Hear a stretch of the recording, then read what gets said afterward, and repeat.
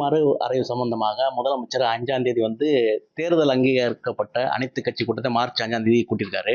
குறிப்பாக வந்து தொகுதி இந்த மறு அறைவுனால 39 தொகுதியிலேருந்து 31 தொகுதி ஆகிறது.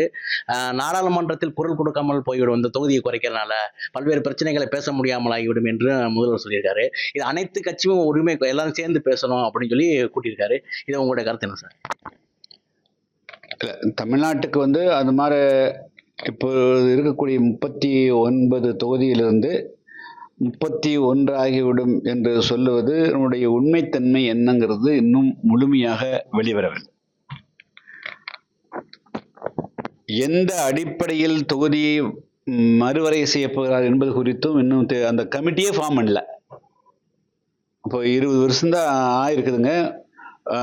டீலிமிட்டேஷன் கமிட்டி ஃபார்ம் பண்ணணும். நாடாளுமன்றத்தில் தான் வந்து அது குறித்து வந்து சட்டம் ஏற்றுவாங்க. அதாவது என்ன பாப்புலேஷன் அடிப்படையா, ஜாகிரபி அடிப்படையா, என்ன அடிப்படை அப்படிங்கிறது. ஸோ அவங்களுக்கு வந்து இன்னும் டைம் இருக்குதுங்க. அவங்க 40 MP வச்சிருக்கிறாங்க.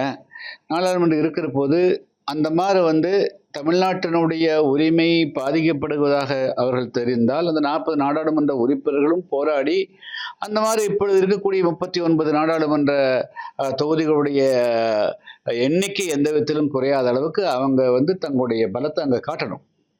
அதுதான் நாம் முதல் வைக்கக்கூடிய வேண்டும். அதுக்கு முன்னாடி வந்து ஆல் பார்ட்டி மீட்டிங் நடத்துறதுக்கு உண்டான அவசியம் இருக்கிறமாக கருதலை. இதை வச்சு அரசியல் பண்ணி மத்திய அரசுக்கு எதிராக வந்து இவர்கள் ஏதோ முன்னணி நிற்பது போல காட்டிக்கிறதுக்கு தான் அவங்க முயற்சி செய்கிற மாதிரி தெரியுது தவிர, இது வந்து delimitation exercise will start after some time. இன்னும் 2 years கழிச்சு ஸ்டார்ட் ஆகும். ஒருவேளை இப்போயே ஸ்டார்ட் ஆகிறதா கூட நாடாளுமன்றத்தில் முதல்ல குரல் கொடுக்கட்டுங்க. இவங்க என்ன போராடுறாங்கன்னு பார்ப்போம். அதுக்கு பிறகு அதுக்கு அடுத்து போகும். இப்பவே ஆல் பார்ட்டி மீட்டிங்கு அதுக்கு உண்டான சூழ்நிலைலாம் உருவான மாதிரி நான் எண்ணலைங்க. இல்லை, மறுவரைவுனால வந்து நீட்டு மொழி இதனால பல பிரச்சனைகளை சொல்றாங்க. அதை பற்றி இல்லைங்க, அவங்க வந்து அவரிடத்திலே வந்து இப்பொழுது திமுக தன்னுடைய பழைய கால கடந்த கால சில திட்டங்களை வைத்துக்கொண்டு தமிழ்நாட்டில் தொடர்ந்து வந்து அரசியல் செய்ய முயற்சி செய்கிறது.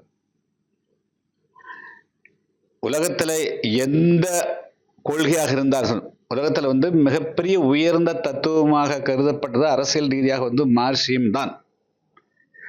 1907 வந்து மார்க்சியல் கருத்துக்களுடைய அடிப்படையில் ஓவர் த்ரோ இந்த ஸ்டேட், பூர்ஸ்வா அரசை தூக்கி எறிஞ்சிட்டு சோசியலிச அரசை உருவாக்கலாம் என்பது வந்து அதனுடைய சித்தாந்தம்.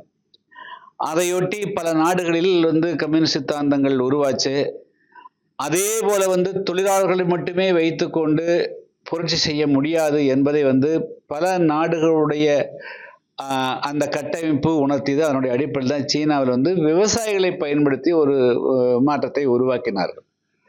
ஸோ உலகத்தில் ஒரு மிகப்பெரிய அளவுக்கு ஒரு பொருளாதார தத்துவம், சமூக தத்துவம் கொடுத்த மார்க்சியத்தினாலேயே உலகம் முழுமையாக அப்ளை பண்ண முடியாத போது, அதுவே பல இடையூறுகளை சந்திக்கிற போது திமுக வெறும் ஒரு லாங்குவேஜ் மட்டும் வச்சுட்டு வந்து தொடர்ந்து வந்து அவர்களால் காலம் தள்ள முடியாதுங்க. அதை அவங்க கை விட்டுத்தான் ஆகணும். இன்னைக்கு வந்து 21வது நூற்றாண்டிலிருந்து 22வது நூற்றாண்டுக்கு நம்ம போயிட்டோம். ஒரு காலத்தில் வந்து லாங்குவேஜே தேவைப்படாதுங்கிற ஒரு சுச்சுவேஷன் வந்து உருவாயிட்டு இருக்குது. இன்னைக்கு வந்து ஆர்டிஃபிஷியல் இன்டெலிஜென்ஸ் வந்து அது பேசக்கூடிய மொழியே லாகிரதமே வேறையா இருக்குது. இவங்க அரசியலுக்கு இவங்க வந்து தமிழ்நாட்டு மக்களை ஓட்டு வாங்குவதற்காக மத்திய அரசு பூச்சாண்டி காக்கிறதுக்காக இந்தி பூச்சாண்டி இவங்க காட்ட விரும்புகிறாங்க. ஸோ அதுக்கு பல விஷயங்களை கொண்டு வராங்க. இப்போ வந்து 2026 சட்டமன்ற தேர்தலுக்கு முன்பாக தங்களோட வச்சிருக்கிறவங்களையும் வந்து பிஜேபிக்கு எதிரான ஒரு மனநிலையில ஓட்டை வாங்கணும், அதுக்குண்டான அந்த கட்டமைப்பு வச்சு கொடுங்கிறதா அவங்க நோக்கமாக இருக்க தவிர, தமிழ்நாட்டில் அவங்க வந்து தமிழ்நாட்டு மக்களுக்கு நன்மை செய்யறதுக்காக எந்த திட்டம் இருப்பதாக நான் கருதலை. அவங்களது முழுக்க இது அரசியல். மும்மொழி பேசுறதும் அரசியல், இப்பொழுது தொகுதி வருகை பேசுறதும் அரசியல், நீட்டை பேசுறதும் அரசியல். முதல்ல அவங்க வந்து ஆட்சிக்கு வந்தால் நாங்கள் வந்து முதல் கையெழுத்து போட்டு நீட்டை ரத்து செய்வோம் என்று சொன்னார்கள். அதை ஒழிப்பதற்கு ரகசியம் இருக்குதுன்னு சொன்னார்கள். 4 வருஷமா வந்து அந்த ரகசியத்தையும் அவங்க வெளியிடல, அந்த ரகசியத்தை அமலாக்கவும் இல்லை. அவங்க முதல் கையெழுத்துல 1000 கையெழுத்து போட்டாங்க, அதுலயும் போடல. சோ அதனால அவங்களுடைய தோல்விகளை கடந்த 2021 தேர்தலுக்கு பிறகு அவர்களால் நிறைவேற்ற முடியாத முக்கியமான இந்த அம்சங்களை எல்லாம் மறக்கடிச்சு புதுசை கொண்டு வந்து காட்டி அதன் மூலமாக ஓட்டு வாங்குறது தான் அவங்களுடைய நோக்கமே தவிர இதுவும் உண்மையானது அல்ல. Okay, thank you.